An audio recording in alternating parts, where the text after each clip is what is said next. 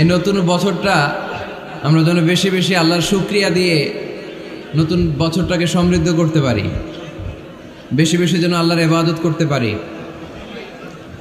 নতুন বছরে আমরা শপথ নেই, আমরা যেন অন্তরে হিংসা লালন না করি, বিদ্বেষ লালন না করি, আমরা নিজেরা যেন কাদা ছোড়াছুরি না করি, আমরা যেন মিলেমিশে একসাথে একাকার হয়ে যাই। আল্লাহ তুমি কবুল করো, আমরা পড়ি আমিন। 60টা জিনিস মানুষ মরে যাওয়ার পরে তার কবরে পৌঁছতে থাকে। ইন্না মিম্মা ইয়ালহাকুল মুমিন মিন হাসানাতিহি বা'দা মাউতিহি, মানুষ মরে যাওয়ার পরেও যে 60টা জিনিস তার কবরে পৌঁছায় তার মধ্যে একটা হচ্ছে মসজিদান বানাহু, সে যে মসজিদ বানিয়ে গিয়েছে ওই মসজিদের সওয়াব। সুবহানাল্লাহ পড়েন। আপনি টাকা দিয়ে মসজিদ বানিয়ে দিলেন, ওই মসজিদে মুসল্লিরা নামাজ পড়ে, রোজাদাররা এসে ওখানে ইফতার খায়, তাহাজ্জুদ আদায়কারীরা তাহাজ্জুদ পড়ে, তাদের সওয়াবের কমতি হবে না, কিন্তু তাদের সওয়াবের একটা পার্সেন্টেজ সওয়াব যে ব্যক্তি মসজিদ বানালো তার আমলনামায় আল্লাহ ঢুকিয়ে দেয়। সুবহানাল্লাহ বলতে পারলেন না?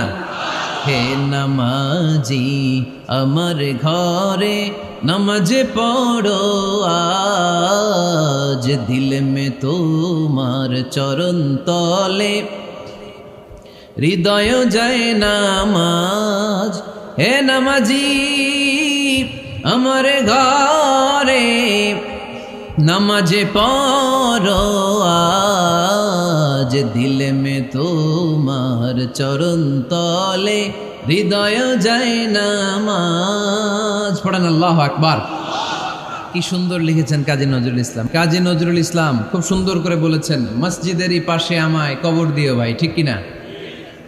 মসজিদেরই পাশে আমায় কবর দিও ভাই, যেন গোরে হতে মুয়াজ্জিনের আযান শুনতে পাই। আমার গোরের পাশে দিয়ে ভাই নামাজিরা যাবে, পবিত্র সেই পায়ের ধ্বনি এ বান্দা শুনতে পাবে। গোরা যাব হতে গুনাহগার পাইবে রেহাই, মসজিদেরই পাশে আমায় কবর দিও ভাই। কত মানুষ নামাজি ভাই মসজিদাঙ্গিহীনাতে, আল্লাহর নামের জিকির করে লুকিয়ে গভীর রাতে। আমি তাদের সাথে ওই আল্লাহর নাম জপতে চাই, আল্লাহর নাম জপতে চাই। পড়েন সবাই। মসজিদেরই পাশে আমায় কবর দিও ভাই, যেন গোরে হতেও মুয়াজ্জিনের আযান শুনতে পাই। চিল্লায় পড়তে হবে আমিন। কি দরদ ছিল আমাদের জাতীয় কবি কাজী নজরুল ইসলামের, মসজিদের পাশে আল্লাহ তুমি আমার কবর দিও। আল্লাহ এই দোয়াটা কবুল করে নিয়েছে, ঠিক কিনা? ওনার কবরের পাশে মসজিদ আছে না নাই? আছে। এজন্য মসজিদের সাথে সম্পর্ক জুড়ে দেওয়া এটা ইমানদারের আলামত, আর মসজিদকে ঘৃণা করা এটা মুনাফিকের আলামত। এজন্য আমরা যেন আমাদের হৃদয়টাকে মসজিদের সাথে জুড়ে দেই, মসজিদের সাথে যেন সুসম্পর্ক থাকে। মসজিদ সবার, মসজিদ নিয়ে দলাদলি নাই। দলাদলি আছে অনেক জায়গায়, হানাফি মসজিদ, আহলে হাদিস মসজিদ, এরকম আমরা দেখি বা শুনি, এটা ঠিক না। হানাফি মসজিদ বলে কোনো কথা নাই, আহলে হাদিস মসজিদ বলে কোনো কথা নাই। মসজিদ সবার। ছোট্টখাট্ট বিষয় নিয়ে মসজিদে মারামারি, একজন হাত তোলে আরেকজন তোলে না, কিলাকিলি আছে না নাই? একজন বলে জোরে আমিন, আরেকজন আস্তে আমিন, মারামারি আছে না নাই? এগুলো কি মারামারি করার কোনো বিষয়? কথা বলেন। সালাতে ফরজ আছে, ওয়াজিব আছে, সুন্নাহ আছে। খেয়াল করে বুঝবেন, ফরজ যদি নষ্ট হয় সালাত ভঙ্গ হয়, you have to repeat your সালাত। ওয়াজিব নষ্ট হলে সালাত ভঙ্গ হয় না, নতুন করে পড়া লাগে না, সেজদায় শাহু দিলেই সালাত আদায় হয়ে যায়। আর সুন্নাহ নষ্ট হলে নামাজ নষ্টও হয় না, নতুন করে পড়াও লাগে না, সৌ সেজদাও লাগে না, নামাজ আদায় হয়ে যায় সুন্নাহ নষ্ট হলে। এই যে হাত তোলা না তোলা এটা সুন্নাহ, আমিন জোরে বলা না বলা এটা কি সুন্নাহ। যেটা কোনো কারণে কেউ না করলেও তার নামাজ কবুল করে নিবে কে? আর এই সব সুন্নত লই আমগো দেশে গিলাগিলি। মৌলভীবাজারে মাশাআল্লাহ এগুলা নাই, এখানেও আছে। এগুলার অবসান ঘটুক, আমরা চাই কি চাই না? আর কত এই ছোটখাটো বিষয় নিয়ে আমরা এই বিভেদের প্রাচীর আর দেয়ালকে উঁচু করব আমাদের মাঝখানে? কবে আমরা ঐক্যের সিন্ডিকেট করব? কবে? আর কবে সাদা মনের মানুষ হব? কবে? আর কত? অনেক হয়েছে, আর না, এবার থামেন। বিভেদের প্রাচীরকে ভেঙে চুড়িয়ে দেন। ঐক্যের এমন সিন্ডিকেট গড়তে হবে যাতে কোনো অপশক্তি এই ঐক্যকে ভাঙতে না পারে, বানচাল করতে না পারে। চিল্লায় বলেন ঠিক কিনা? এজন্য মিউচুয়াল রেসপেক্টের দরকার, পারস্পরিক শ্রদ্ধাবোধ সব ক্ষেত্রে, রাজনীতিতে, সামাজিক অ্যাক্টিভিটিসে আমাদের আলেম ওলামাদের মধ্যে পারস্পরিক শ্রদ্ধাবোধের দরকার, মিউচুয়াল রেসপেক্ট। কেউ কাউরে রেসপেক্ট করে না, আমি যেটা বুঝছি এটাই সব, বাকি সব হারাম, এরকম বলে না অনেকে? এরকম যেন না করি। তাহলে মসজিদ সবার, মসজিদ আল্লাহর হাবিব সাল্লাল্লাহু আলাইহি ওয়াসাল্লাম খ্রিস্টানদেরকে মসজিদে ঢুকতে দিয়েছেন, আর আমরা মুসলমান ভাইয়ের জন্য মসজিদে তালা ঝুলাই দেই, আছে না নাই? আল্লাহর হাবিব সাল্লাল্লাহু আলাইহি ওয়াসাল্লাম কোথাও গেলেই প্রথমে মসজিদ বানাতেন। কি বানাতেন? মসজিদ বানাতেন। মক্কা থেকে হিজরত করে মদিনায় আসলেন, কোবায় থাকলেন কয়েক সপ্তাহ। কোবা পল্লীতে তিনি মসজিদ বানালেন, মসজিদ কোবা। ওখানে প্রতি শনিবার কেউ যদি অজু করে ওখানে যে 2 রাকাত নামাজ পড়ে, একটা কবুল উমরার সওয়াব আল্লাহ তাআলা তার আমলনামায় দিয়ে দেয়। মসজিদে কোবা বানালেন। তারপরে মদিনায় এসে মসজিদে নববী বানালেন আল্লাহর হাবিব সাল্লাল্লাহু আলাইহি ওয়াসাল্লাম, মসজিদে নববী। এটা ছিল আল্লাহ রাসূল সাল্লাল্লাহু আলাইহি ওয়াসাল্লামের বৈশিষ্ট্য। কোথাও গেলেই তিনি মসজিদ বানাতেন, মসজিদে নববী। হায় রে, এখন তো কত সুন্দর মসজিদ আমরা দেখি, আমরা যে সালাত পড়ি। আল্লাহর হাবিব সাল্লাল্লাহু আলাইহি সাল্লামের সময় মসজিদে নববী কি এরকম ছিল? কথা বলেন। ফ্লোর ছিল বালুর ফ্লোর। কিসের ফ্লোর? আমাদের মসজিদের ফ্লোর কিসের? টাইলস। আর আল্লাহ রাসূল সাল্লাল্লাহু আলাইহি ওয়াসাল্লামের মসজিদে নববীর ফ্লোর কিসের? কথা বলে না তো, আওয়াজ করে উত্তর দেন না কেন? কষ্ট হচ্ছে? দুপুরে খাইছেন না সবাই? কেন খান নাই কেন? রোজা রাখছিলেন? হ্যাঁ, ফজর বাদে আইছি। আচ্ছা ঠিক আছে, ঠিক আছে। আচ্ছা আচ্ছা, সাউন্ড নাই, কথা শোনা যায় না? তো এটা শুনলা কেমনে? জিজ্ঞেস করলাম কথা শোনা যায় না, কয় না। তো এটা শুনলা কি করে? মানে অল্প শোনা যায়, তাই তো? একটু পরে আমার বিদায় ঘন্টা বাজবে, আমি চলে যাব। তোমরা ডিস্টার্ব করতে করতে আমার সময় শেষ। তোমরা ডিস্টার্ব করলে তোমাদের লস। আমি আমার টাইমের 1 মিনিটে বেশি যেতে পারবো না, কারণ এখানে আসরের সালাতের আজান শুরু হয়ে যাবে, এরপরে কোনো কথা নেই। আর বক্তব্য লম্বা করা এটা বেদাত। এই বেদাতকে আমি সুন্নাতের মধ্যে আনতে চাচ্ছি। একটা সময়ে একেবারে কমায় নিয়ে আসবো। এত প্রোগ্রামও আমি করতে চাই না। আমি ঘোষণা দিয়েছি আগামী বছরে সারা বাংলাদেশে আমার প্রোগ্রাম হবে 50টা। কয়টা? 50টা। এরপরের বছর 30টা, এরপরের বছর 20টা। বিভাগীয় প্রোগ্রাম করলেই চলবে আমার। এক এক বিভাগে যে 2 দিন 3 দিন খালাস। এত দরকার নেই, এত লম্বা চূড়ার বক্তব্যের দরকার নেই। আধা ঘন্টা চুপ করে শুনেন, কয়েকটা মেসেজ ড্রপ করি, take it with you to your home, then practice and apply in the society. নিয়ে যান, আমল করেন, সমাজে কাজে লাগান। সমাজটা আলোকিত করে দিবে কে? খুতাবুকুম তাবিলা সালাওয়াতুকুম কাসীরা। আল্লাহর হাবিব সাল্লাল্লাহু আলাইহি ওয়াসাল্লাম বললেন, কিয়ামতের একটা আলামত, কিয়ামতের আগে তোমাদের বক্তব্য হয়ে যাবে লম্বা, সালাত হয়ে যাবে খাটো। সালাতের পরে তাসবিহ পড়তে চায় না লোকজন, ব্যস্ত, মহা ব্যস্ত, সুপার বিজি। কোত্থেকে আসলে এই ব্যস্ততা? আপনি রবের সাথে মুনাজাত, না যাই ইউনাজি মুনাজাত, আপনার রবের সাথে একাকী নীরবে কথা বলতে মনে চায় না আপনার? তা তো তাড়াহুড়ো কিসে? ধীর স্থির হন, একটু স্থির হন, একটু মনোদৈহিক প্রশান্তি অর্জনের চেষ্টা করেন। সব সময় ব্যস্ত, ধাক্কাধাক্কি, উচ্ছৃঙ্খলা, এগুলো আমাদেরকে শেষ করে দিয়েছে। এজন্য লম্বা চোরা বক্তব্য ঠিক না। বক্তব্য শুনতে আমাদের ভালো লাগে, আমল করতে ভালো লাগে না। বক্তব্যটা শেষেই সিগারেট ধরায়, আছে না নাই? মাহফিল শেষেই বিড়ি ধরায়, কয় চমৎকার ওয়াজ করছে হুজুরে। ওয়াজটা সেরকম হয়েছে, অনেক কণ্ঠ সুন্দর হুজুরের। এতদিন ইউটিউবে দেখছি, আজকে সরাসরি দেখাইছি, আছে না নাই? তো কি লাভ হয়েছে? লাভটা হয়েছে কি? এই যে মাহফিল শেষে বিড়িটা ধরাইলেন আর গেলেন, কোনো লাভ হয় নাই। এগুলো থেকে বেরিয়ে আসতে হবে। বছরের পর বছর আমাদেরকে শেখানো হয়েছে একভাবে, কেউ এই পরিবর্তনের আওয়াজ তোলে নাই। আওয়াজ আপনাকে তুলতে হবে। আওয়াজ তোলার জন্য এত মানুষ লাগে না, আপনি একাই যথেষ্ট। আপনি দাঁড়ান না সামনে, দেখবেন আপনার সামনে কেউ টিকে থাকতে পারবে না, ঠিক কিনা?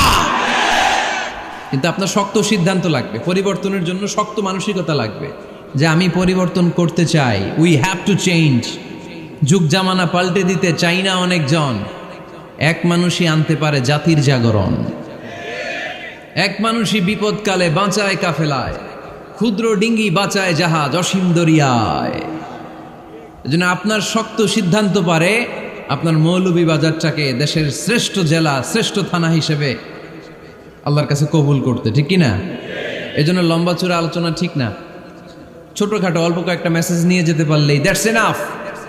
One of the minor signs before the day of judgment, your Islamic lectures will be very longer and your salah 5 times a day will be shorter. কিয়ামতের আগে বক্তব্য লম্বা, নামাজ খাটো, তাসবিহ পড়ে না, ব্যস্ত, মহাব্যস্ত। এই মহাব্যস্ততা ছাড়েন, কোরআন সুন্নাহর দিকে ফিরে আসেন। বরকত দিবে কে?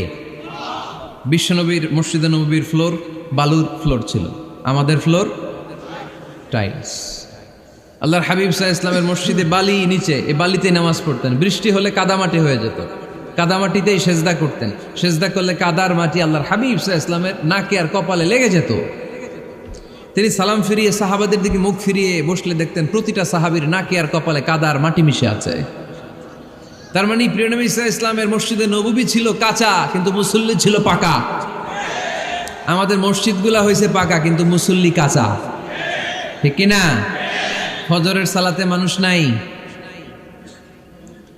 ইমাম সাহেব আছেন কে কে এলাকায়? দেখি ইমাম, মসজিদের ইমাম, মাশাআল্লাহ।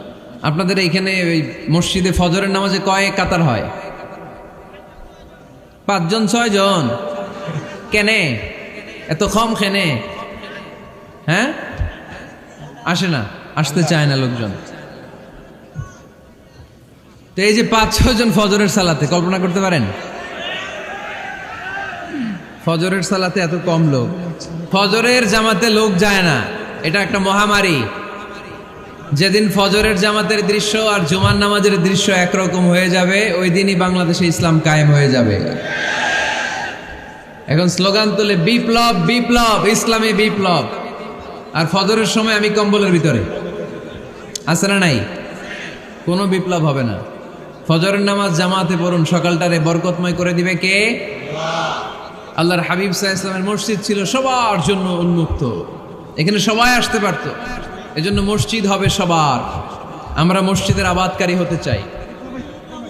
এজন্য রাব্বুল আলামিন বলেন, ইন্নামা ইয়া'মুরু মাসাজিদাল্লাহি মান আমানা বিল্লাহি ওয়াল ইয়াউমিল আখির وأقام الصلاة وآتى الزكاة ولم يخش إلا الله فعسى أولئك أن يكونوا من المهتدين سبحان الله পড়েন।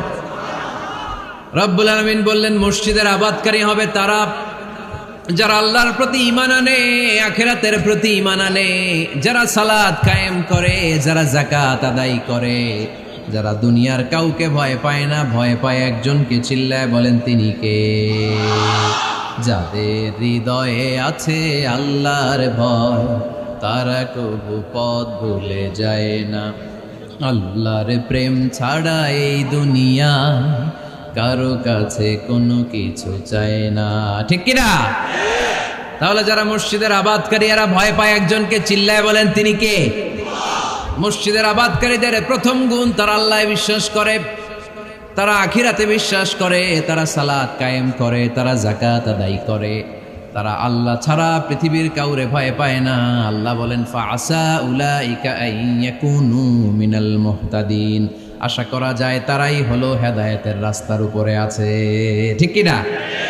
তারাই মসজিদের আবাদকারী, যারা মসজিদে যায়, সালাত আদায় করে। এখন মসজিদের আবাদকারী আপনি হতে চান, আপনি মসজিদে যান না, আপনি আবাদকারী হতে পারবেন?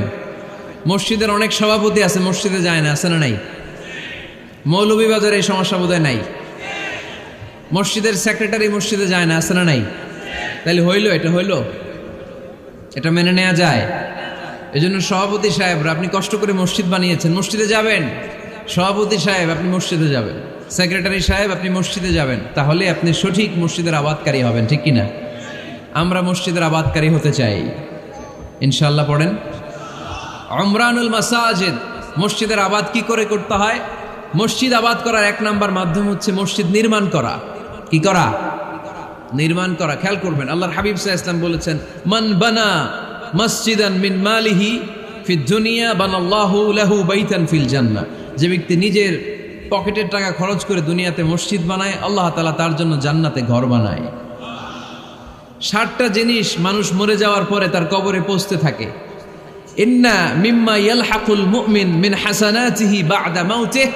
মানুষ মরে যাওয়ার পরেও যে 60টা জিনিস তার কবরে পৌঁছায়, তার মধ্যে একটা হচ্ছে মসজিদান বানাহু। সে যে মসজিদ বানিয়ে গিয়েছে, ওই মসজিদের সওয়াব। সুবহানাল্লাহ পড়েন। আপনি টাকা দিয়ে মসজিদ বানিয়ে দিলেন, ওই মসজিদে মুসল্লিরা নামাজ পড়ে, রোজাদাররা এসে ওখানে ইফতার খায়, তাহাজ্জুদ আদায়কারীরা তাহাজ্জুদ পড়ে, তাদের সওয়াবের কমতি হবে না, কিন্তু তাদের সওয়াবের একটা পার্সেন্টেজ সওয়াব যে ব্যক্তি মসজিদ বানালো তার আমল নামে আল্লাহ ঢুকিয়ে দেয়। এজন্য বেশি বেশি মসজিদ বানাতে রাজি আছেন তো? তাহলে মসজিদ আবাদ করার প্রথম মাধ্যম হচ্ছে মসজিদ বানানো। 2 নাম্বার মাধ্যম হচ্ছে মসজিদে যে জামাতে সালাত আদায় করা। জামাতে সালাতুল জামাআ তাফদুলু সালাতাল ফাযযি বি27 দারাজা। ঘরে নামাজ পড়লে একা একা পড়লে যেই সওয়াব, জামাতে পড়লে 27 গুণ বেশি সওয়াব। সুবহানাল্লাহ বলতে পারলেন না? হে নামাজি আমার ঘরে নামাজ পড়ো আজ, দিলে মে তোমার চরণ তলে হৃদয় যায় নামাজ। হে নামাজি আমার ঘরে নামাজে পড়ো আজ, দিলে মে তোমার চরণ তলে হৃদয় যায় নামাজ। পড়েন আল্লাহু আকবার।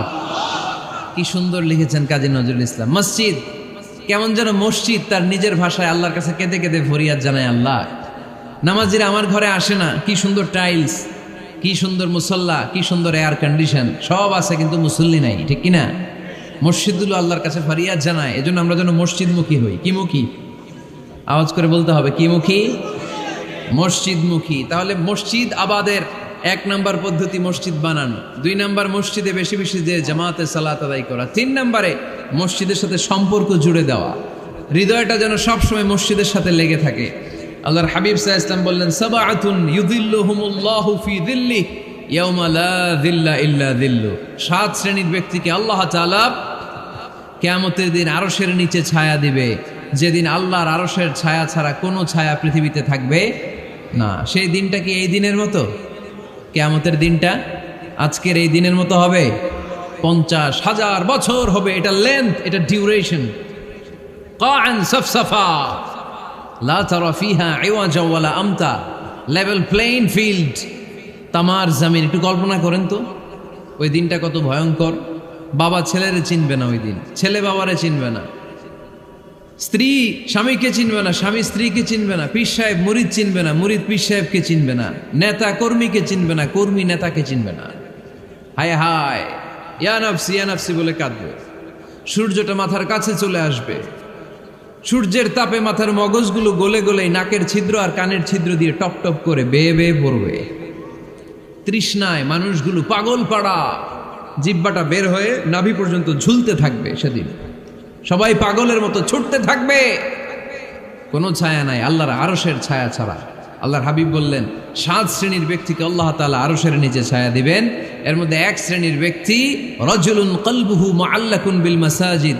ওই ব্যক্তি যার হৃদয়টা সবসময় আল্লাহর মসজিদের সাথে লেগে থাকে।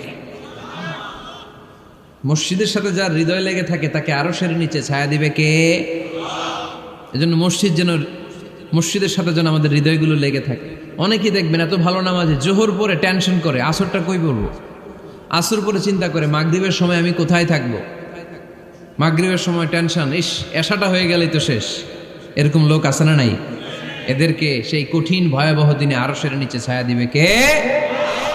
তারপরে মসজিদ আমাদের 4 নাম্বার পদ্ধতি, মসজিদকে পরিচ্ছন্ন রাখা, মসজিদকে ঝাড়ু দেয়া। মসজিদকে যারা পরিষ্কার করে তাদের হৃদয়ের যন্ত্রণা দূর করে দেয় কে? সাইয়েদনা ইব্রাহিম আলাইহিস সালাম এবং ইসমাঈল আলাইহিস সালামকে আল্লাহ তাআলা আদেশ করেছেন তাহহিরা বাইতিয়া লিত্তাইফিনা ওয়াল আকিফিনা ওয়ার রুকআই সুজুদ। হে ইব্রাহিম, ইসমাঈল, বাপ বেটা দুইজন মিলে মসজিদ ঝাড়ু দাও।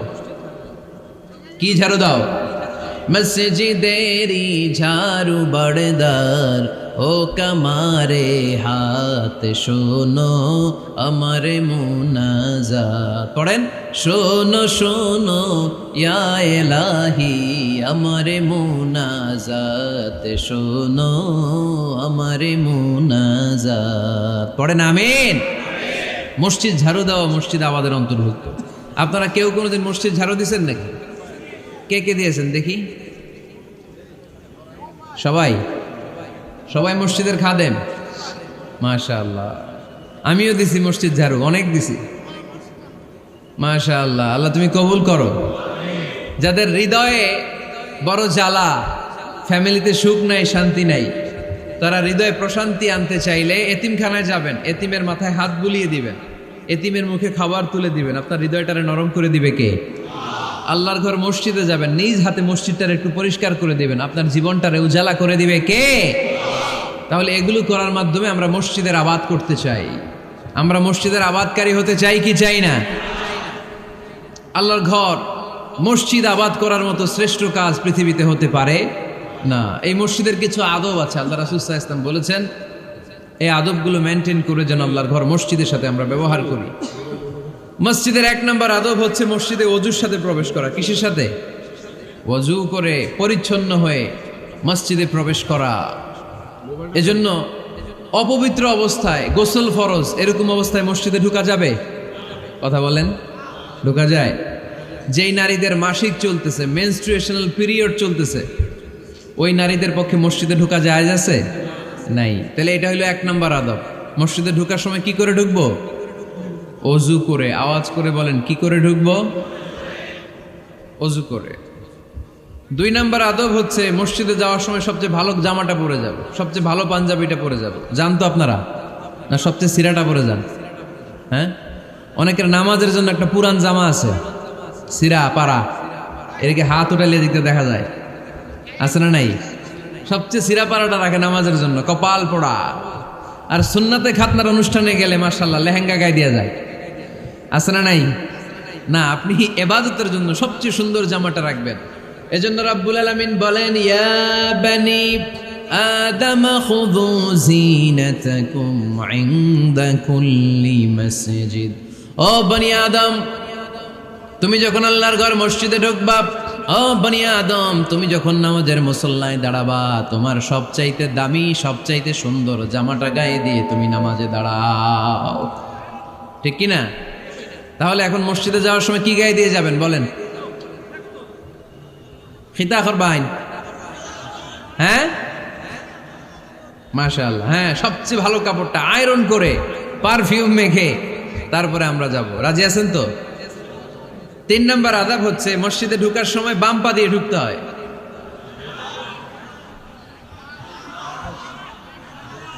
কোন পা? আরো জোরে। এদেরকে গুতা মারা লাগে, নাইলে আওয়াজ বাড়ে না। এরকম ভলিউম টাইট করতে হয়, ভলিউম হাই করলে আর পরে বাড়ে, এমনি বলতে চায় না। আর ঘটনা কি? হ্যাঁ, খায় নাই। বদরের যুদ্ধ হয়েছিল রমাদানে, কোনো সাহাবী খায় নাই, না খাইয়া একেবারে সাইজ করে দিছে কাফেরদেরকে। আমরা না খেলেও আমাদের হৃদয়ে ইমানি শক্তি আছে না নেই? এই তো বোঝা যাচ্ছে ইমানি শক্তি আছে। এতক্ষণ আছিল কই? তো মসজিদে ঢোকার সময় কোন পা দিয়ে? এগুলো মনে থাকে আমাদের? ভুলা যাই আমরা, খেয়াল থাকে না তো এগুলা। এত কিছু মনের মধ্যে রাখলে এগুলো মনে থাকবে কেমনে? মসজিদে ঢোকার সময় কোন পা? আরো জোরে। বেরোয়ার সময় কোন পা? মনে থাকবে? মসজিদে যখন ঢুকবেন ডান পা দিয়ে ঢুকবেন, আর দোয়া পড়বেন, আউযু বিল্লাহিল আযীম ওয়া বিওয়াজহিল কারীম ওয়া সুলতানিহিল কদীম মিনাশ শাইতানির রাজীম। বিষ্ণু সাল্লাল্লাহু আলাইহি ওয়াসাল্লাম বললেন, যে ব্যক্তি মসজিদে ঢোকার সময় এই দোয়াটা পড়বে, শয়তান আফসোস শুরু করে। সে বলে, হায় হায়, আজকের দিনের জন্য, সারা দিনের জন্য তো তুই আমার ওয়াসওয়াসা থেকে বেঁচে গেলি।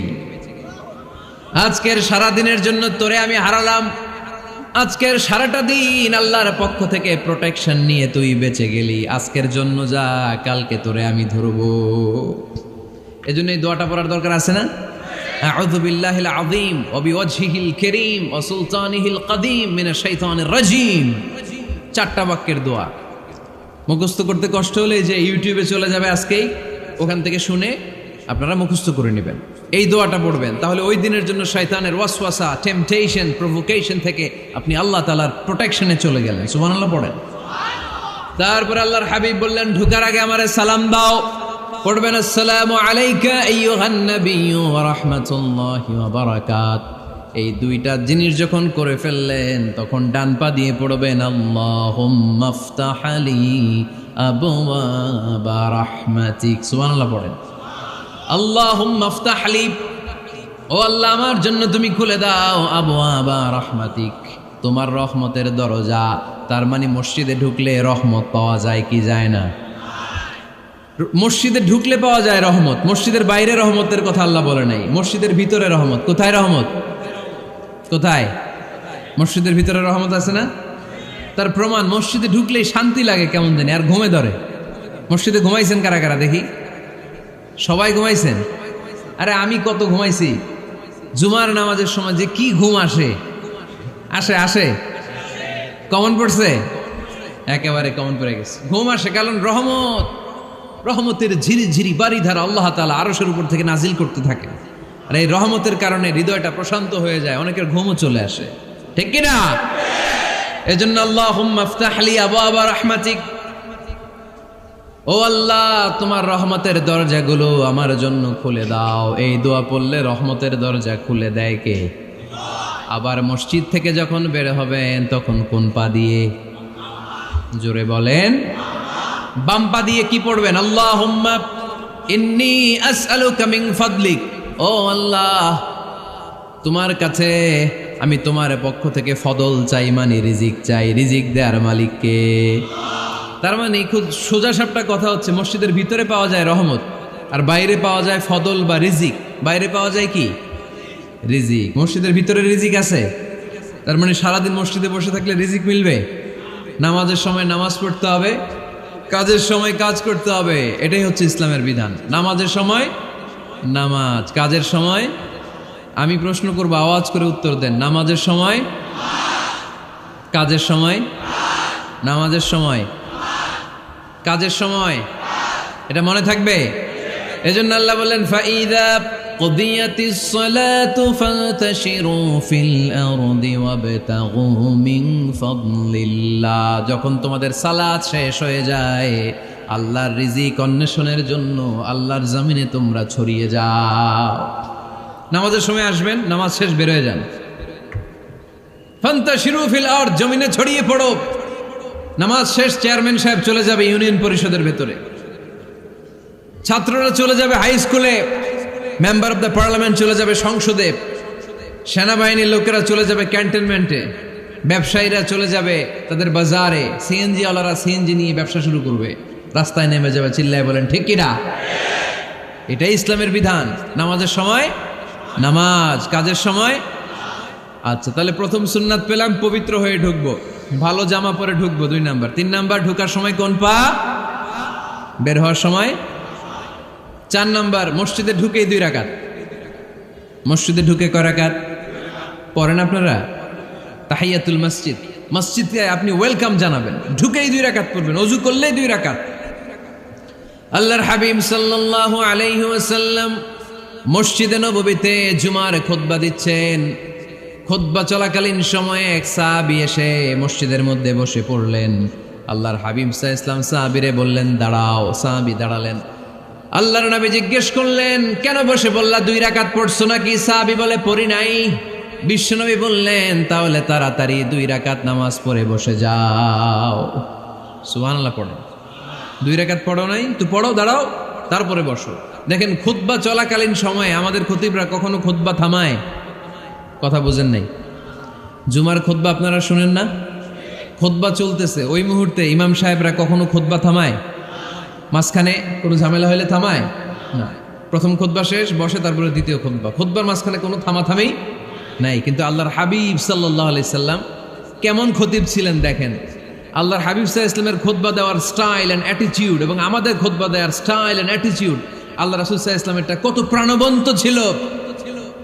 আল্লাহ রাসূল সাল্লাল্লাহু আলাইহি ওয়াসাল্লাম সোসাইটি ওরিয়েন্টেড একজন পার্সোনালিটি ছিলেন, সমাজের মানুষ কেন্দ্রিক, খুব সামাজিক ছিলেন আল্লাহ রাসূল সাল্লাল্লাহু আলাইহি ওয়াসাল্লাম। তিনি দেখলেন একজন বসে পড়ছে, উনি খুতবা থামায় দিলেন, জুমার খুতবা থামায় বললেন, এই নামাজ পড়ছো না, পড়ো 2 রাকাত পড়ো। আবার খুতবা শুরু করলেন, সুবহানাল্লাহ পড়বেন না? একবার তিনি খুতবা দিচ্ছেন, দেখলেন আল্লাহ রাসূল সাল্লাল্লাহু আলাইহি ওয়াসাল্লামের 2 জন নাতি হাসান আর হুসাইন রাদিয়াল্লাহু তাআলা আনহুমা, ছোট্ট মানুষ, কাতারের ভিতরে ঢুকে কোন সাহাবী টুপি টান দেয়, কারো পাগড়ি ধরে টান দেয়, একজন এদিকে দৌড় দেয়, আরেকজন ওদিকে দৌড় দেয়, মসজিদে একটা ডিস্টার্ব হচ্ছে। আল্লাহর হাবিব সাল্লাল্লাহু আলাইহি ওয়াসাল্লাম খুতবা থামিয়ে দিলেন, মিম্বার থেকে নেমে আসলেন, 2 নাতিকে 2 হাতে ধরলেন, ধরে আস্তে করে জান্নাতের এই 2 সর্দারকে নিয়ে মিম্বারের উপরে দাঁড়ালেন, এই হাতে এই নাতি, ওই হাতে আরেক নাতি। এরপর দাঁড়িয়ে দাঁড়িয়ে তিনি বাকি খুতবা দিলেন, পড়েন সুবহানাল্লাহ। কত প্রাণবন্ত খুতবা! উনিও খুতবা দিতেন, আমরাও খুতবা দেই। আল্লাহর হাবিব সাল্লাল্লাহু আলাইহি ওয়াসাল্লাম খুতবা দিচ্ছেন, এক সাহাবী এসে বলল, ইয়া রাসূলুল্লাহ, মদিনায় দুর্ভিক্ষ, বৃষ্টি নাই, আপনি বৃষ্টির দোয়া করেন। রাসূল সাল্লাল্লাহু আলাইহি ওয়াসাল্লাম খুতবা থামায় দিলেন, থামায় দিয়ে দোয়া শুরু করলেন, আল্লাহুম্মা আসকিনা গাইসান মুগীসান মারিআন মুরিআন নাফিআন গায়রা দার আজিলান গায়রা আজল। আল্লাহ উপকারে বৃষ্টি দেন, যে বৃষ্টিতে আমাদের ফসল জন্মাবে, সবুজ ঘাস লতা পাতা জন্মাবে, আমাদের গবাদি পশুর রিজিক বাড়বে, এরকম উপকারী বৃষ্টি আমাদেরকে দিয়ে মদিনাটারে ধন্য করে দেন। বৃষ্টি শুরু হলো, জুমাবার বৃষ্টি, শনি রবি সোম মঙ্গল বুধ বৃহস্পতি শুক্র, টানা 7 দিন বৃষ্টি। এবার বৃষ্টির চোটে মদিনায় বন্যা হয়ে গেছে। এতদিনে দুর্ভিক্ষ, এতদিনে কি, এখন বৃষ্টির বরকতের দোয়া করছে, বৃষ্টিতে এবার বন্যা। যেই সাহাবী বৃষ্টির জন্য দোয়া করতে বলেছিলেন, পরের জুমাবারের খুতবার সময় এসে ওই সাহাবী বলেন, ইয়া রাসূলুল্লাহ, আবার খুতবার মাঝখানে, ইয়া রাসূলুল্লাহ, আর বৃষ্টির দরকার নাই, আর দরকার নেই, এবার বৃষ্টি বন্ধের দোয়া করেন। আল্লাহর হাবিব সাল্লাল্লাহু আলাইহি ওয়াসাল্লাম খুতবা থামিয়ে আবার বন্ধের দোয়া, আল্লাহুম্মা হাওয়ালাইনা ওয়ালা আলাইনা, হে আল্লাহ আমাদের চারিদিকে দেন, মদিনাতে আর বৃষ্টির দরকার নাই। চিল্লায় পড়েন সুবহানাল্লাহ। এজন্য খতিব হবে এরকম প্রাণবন্ত খতিব।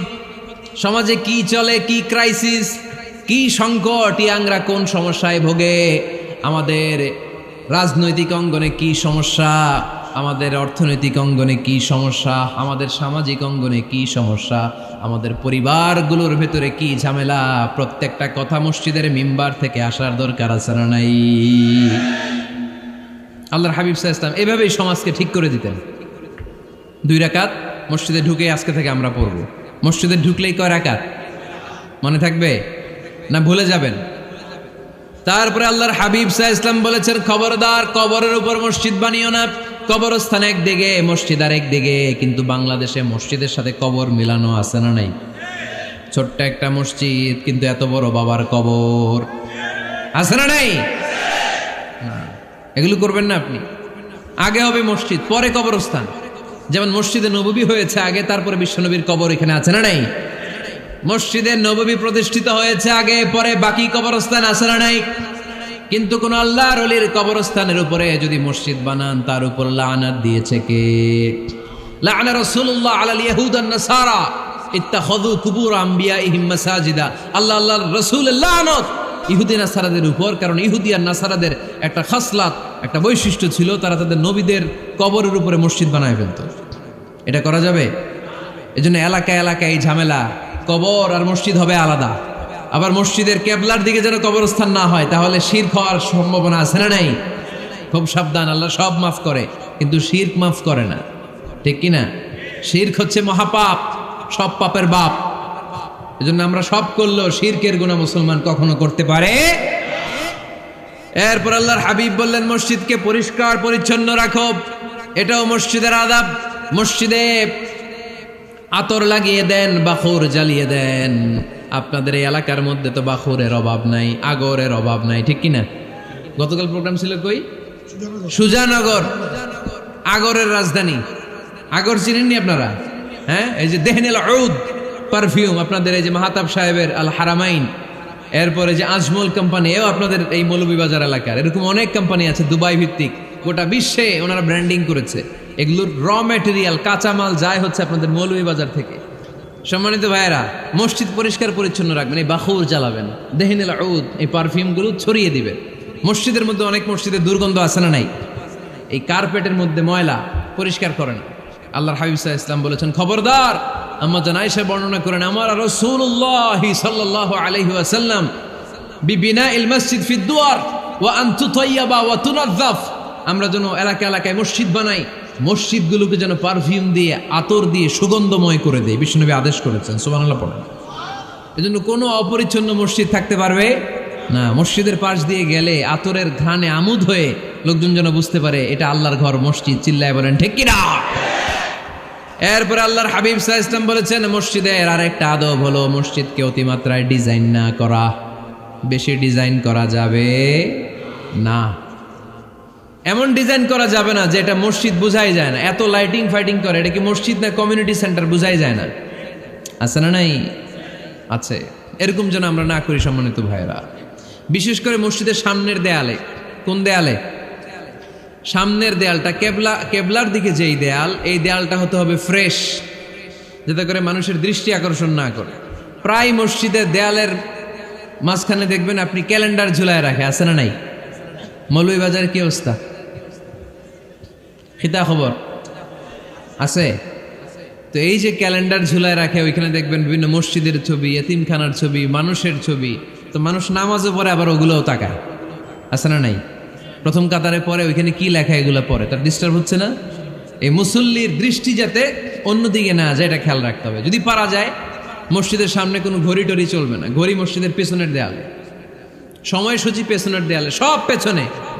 সময় কয়টা বাজে ওটা ইমাম দেখলেই চলবে, ইমাম এভাবে দেখে নিবে, আপনারাও দেখে নেবেন। কিন্তু সামনের দেয়ালটা যত সিম্পল করা যায়। আল্লাহর হাবিব সাল্লাল্লাহু আলাইহি ওয়াসাল্লাম নামাজ পড়া অবস্থায় সামনে এমন কিছু রাখতেন না যেটার দ্বারা আল্লাহর হাবিব সাল্লাল্লাহু আলাইহি ওয়াসাল্লামের সালাতে মনোযোগ অন্যদিকে চলে যায়। আমরা যখন সালাত পড়ি, যদি অন্যদিকে তাকাই, ফেরেশতার মাধ্যমে আল্লাহ একটা ডাক দেয়, বলে আকবিল, এই বান্দা ফিরে আয়, তোর নজর থাকা দরকার সেজদার জায়গায়, ফিরে আয়। আপনি আবার যখন অন্যদিকে তাকান, আল্লাহ বলে ফিরে আয়, সেজদার দিকে তাকা। আপনি আবার যখন ঘড়ির দিকে তাকান, আল্লাহ বলে আকবিল, ফিরে আয়, সেজদার দিকে তাকা। আপনি যখন আবার অন্যদিকে তাকান, তখন আল্লাহ বলে লা হাজাতা লি ইলা সলাতিক, তোর এই নামাজের দরকার আমার নাই। নাউজুবিল্লাহ পড়বেন না? তোর এই নামাজের দরকার আমার নাই। অজু করে কষ্ট করে যাকে খুশি করার জন্য আপনি সালাতে দাঁড়ালেন, উনি যদি বলে এই নামাজের দরকার নেই, তা কার জন্য নামাজ পড়লেন আপনি? কথা কি বুঝতে পেরেছেন? এই জন্য এলাকার গণ্যমান্য ব্যক্তিবর্গ আছে, আমাদের চেয়ারম্যান সাহেব আছে, আরো অন্যান্য বিজনেস ম্যাগনেটরা আছে। আপনারা মসজিদ যখন নির্মাণ করবেন, সামনের দেয়ালটা যত সাদামাটা হতে পারে ততই ভালো। এমনকি জায়নামাজের মধ্যে এখন কাবা ঘরের ছবি আছে না নাই? আছে না? কি মুসলমান আমরা! নিজের কাবারে নিজে লাথি মারি নামাজের আগে, মনের অজান্তে নিজের কাবাকে নিজে লাথি মারছি। এরকম জায়নামাজ ব্যবহার করা নিষেধ। চিল্লায় বলেন ঠিক কিনা? সাদা ফ্রেশ জায়নামাজ বাজারজাত করেন, আপনাদের সিদ্ধান্তই ওনাদের ব্যবসা বয়কট হয়ে যাবে। আপনারা যদি এখন থেকে মসজিদের মিনারা আর কাবা ঘরের যে প্রতিকৃতি বা ছবি, এরকম ছবি সম্বলিত জায়নামাজ কিনা বন্ধ করে দেন, এদের মার্কেট থাকবে? কথা বলেন। কালকে থেকে আমরা জায়নামাজ কেনার সময় ফ্রেশ জায়নামাজ কিনব। কোনো মসজিদ, কোনো মিনার, আমাদের কাবা ঘরের ছবি সম্বলিত কোনো জায়নামাজ কিনা যাবে? আওয়াজ করে বলেন, যাবে? যাবে না। এগুলো হচ্ছে মসজিদের আদাব। এগুলো রক্ষা করে মসজিদে ঢোকার দরকার আছে না নাই? পৃথিবীতে 3টা মসজিদ সবচাইতে শ্রেষ্ঠ মসজিদ। কয়টা? আওয়াজ করে বলেন না। 1 নাম্বার মসজিদুল হারাম, ফাওয়াল্লু উজুহাকুম শাতরা। যেখানেই তোমরা নামাজ পড়ো না কেন, মসজিদের হারামের দিকে হয়ে নামাজ পড়ো। কেবলা কোন দিকে আজকে? এদিকে, এইদিকে কেবলা। আমি যদি এদিকে হয়ে পড়ি, নামাজ হবে না? হবে না কেন? কারণ কেবলামুখী হয়ে নামাজ পড়া ফরজ। চিল্লায় বলেন ঠিক কিনা? মসজিদুল হারাম পৃথিবীর প্রথম মসজিদ। ওখানে একটা ঘর আছে, ঘরটার নাম হলো কাবা। ইন্না আউওয়ালা বাইতিন উদিআ লিন-নাসি লাল্লাযী বিবাক্কাতা মুবারাকা। এই পৃথিবীর প্রথম ঘর, যেই ঘরটা স্থাপিত হয়েছে বাক্কা শহরে। বাক্কা মক্কার আগের নাম, এখন শহরের নাম মক্কা। আগে নাম ছিল কি? সবাই বলেন, কি নাম ছিল? বাক্কা। এটা পৃথিবীর আদি ঘর। সব নবীদের পরশধন্য পদধূলিতে এই জায়গাটা বরকতময় হয়েছে। এটা এমন ঘর, যেই ঘরের চারদিকে 1 রাকাত নামাজ পড়লে 1 লক্ষ রাকাতের সওয়াব পাওয়া যায়। হজ উমরা করেছেন কে কে দেখি? হজ উমরা করেছেন আপনারা না? মাশাআল্লাহ। আমরা যারা করতে পারি নাই, আল্লাহ তাদেরকেও তৌফিক দাও। আমরা যেন এই কাবা ঘরে যে প্রাণ ভরে সালাত আদায় করতে পারি, আল্লাহ তৌফিক দান করো। আমরা যেন মসজিদে নববীতে যে প্রাণ ভরে সালাত পড়তে পারি, তৌফিক দান করো। আল্লাহর হাবিব সাল্লাল্লাহু আলাইহি ইসলামের কবরের সামনে দাঁড়িয়ে যেন আমরা প্রাণ খুলে মন প্রাণ উজাড় করে বিশ্বনবী সাল্লাল্লাহু আলাইহি ইসলামকে সালাম দিতে পারি। আল্লাহ তৌফিক দান করো। এই কাবা ঘরকে কেন্দ্র করে প্রতিদিন 100টা রহমত নাজিল হয়। আওয়াজ করে বলেন কয়টা? আল্লাহর হাবিব বললেন প্রতিদিন প্রতিনিয়ত 100টা রহমত নাজিল হতেই থাকে। সিত্তুন আলিত তাইফিন, 60টা রহমত তাদের উপর নাজিল হয় যারা কাবা ঘরের চারদিকে তাওয়াফ করে। আরবাঈন আলিল মুসাল্লিন, বাকি 40টা নাজিল হয় যারা কাবা ঘরের পাশে নামাজ পড়ে। ওয়া 20 আলিন নাযিরিনা ইলাল কাবা, বাকি 20টা রহমত প্রতিনিয়ত নাজিল হয় যারা তাওয়াফ করে না, সালাত আদায় করে না, শুধু কাবার গিলাফের দিকে তাকিয়ে থাকে। কাবার দিকে তাকায় থাকলেই সওয়াব। সুবহানাল্লাহ পড়েন। এক রাকাতে কয় লক্ষ রাকাতের সওয়াব। এজন্য আল্লাহর হাবিব সাল্লাল্লাহু আলাইহি ওয়াসাল্লাম বলেছেন, লা তুশাদ্দুর রিহাল ইল্লা ইলা সালাসাতি মাসাজিদা, স্পেশাল ভার্চু এন্ড রিওয়ার্ড, বিশেষ সওয়াবের নিয়তে পৃথিবীর এই 3টা জায়গা ছাড়া কোথাও নিয়ত করে ভ্রমণ করা জায়েজ নাই। এক হচ্ছে মসজিদুল হারাম, 2 হচ্ছে মসজিদ নববী, 3 হচ্ছে মসজিদুল আকসা। এই 3টা মসজিদ ছাড়া পৃথিবীর কোনো মসজিদে নিয়ত করে সফর করা যাবে না। বিশেষ নিয়তে সফর করা যাবে না, যে আমি যদি এই মৌলভীবাজারের জামে মসজিদে যাই বেশি সওয়াব পাওয়া যাবে, এই নিয়তে সফর করা যাবে না। বেশি সওয়াব শুধু এই 3 মসজিদে। মসজিদুল হারামে 1 রাকাতে কত রাকাতের সওয়াব? কথা কয় না, বুঝে নাই বোধহয়। কয় লক্ষ? আর মসজিদে নববীতে 1 রাকাতে 1000 রাকাতের সওয়াব। আরেক বর্ণনায় আছে 50,000, বর্ণনাটা দুর্বল। সহিহ বর্ণনায় এসেছে 1 রাকাতে 1000 রাকাতের সওয়াব। মসজিদুল আকসায় সালাত পড়লে 1 রাকাতে, এক বর্ণনায় এসেছে 250 রাকাতের সওয়াব, আরেক বর্ণনায় এসেছে 500 রাকাতের সওয়াব। এই 3টা মসজিদ ছাড়া যে নামাজ পড়লে বেশি সওয়াব হবে, এই নিয়তে সফর করা যাবে? চিল্লায় বলেন যাবে। তবে মসজিদটা দর্শন করার জন্য যেতে পারবে। মসজিদটা দেখতে কেমন, এটার ক্যালিওগ্রাফিক্যাল ডিজাইন কেমন, এটার আর্কিটেকচারাল ডিজাইন কেমন, এটার দৃষ্টিনন্দন সৌন্দর্য কেমন, মসজিদটা দেখতে কেমন, দেখতে যেতে পারবেন। কিন্তু বিশেষ সওয়াব রিওয়ার্ড এই 3টা মসজিদ ছাড়া অন্য কোনো মসজিদের জন্য হবে না। এই মসজিদ হচ্ছে আমাদের সামাজিক ঐক্যের কেন্দ্রবিন্দু, এটা হচ্ছে আমাদের কমিউনিটি সেন্টার। আমরা শুধু নামাজের জন্য মসজিদকে ইউজ করি, এছাড়া আরো অনেক ইউসেজ আছে মসজিদের। খেয়াল রাখবেন, আমাদের মুসলমানদের মসজিদ হিন্দুদের মন্দিরের মতো নয়। কোথায় আজান হইছে? শেষ করে দিব না? সুবহানাকাল্লাহুম্মা ওয়া বিহামদিকা আশহাদু আল্লা ইলাহা ইল্লা আনতা আস্তাগফিরুকা ওয়া আতুবু